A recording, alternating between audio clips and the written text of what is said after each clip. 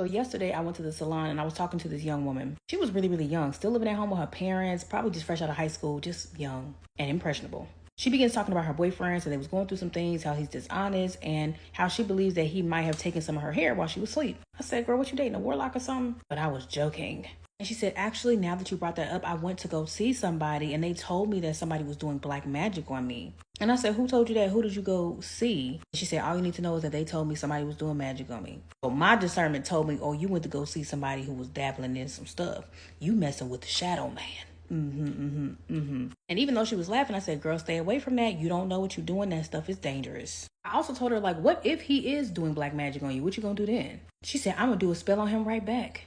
She then goes on to say that she's been meaning to do a love spell on him and put him in a jar. She just didn't know how to do it. And then proceeded to ask me if I knew how to do it. I said, girl, I don't dabble in that stuff. I'm with God Almighty. That stuff goes against God. You should never violate somebody's free will. Why would you want to do a love spell on somebody who's not treating you right anyway? And she said, because I want him. I cannot make this up.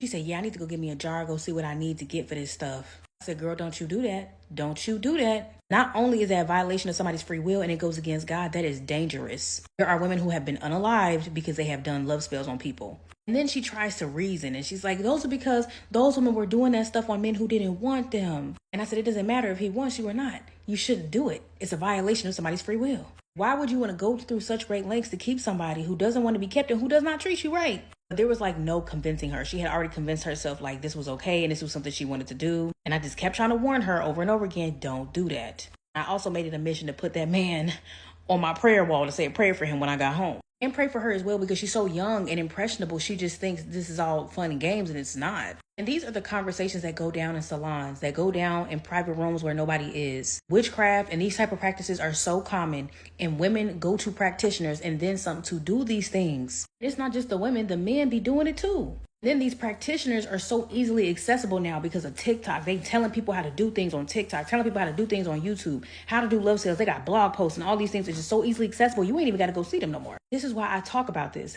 This is why I speak out against this, because I'm in these rooms and I'm hearing these women, I'm hearing these men talk about these things. I'm seeing these things happen to people. I've seen things happen to me. While everybody thinks, oh, this is just so rare, it is not rare.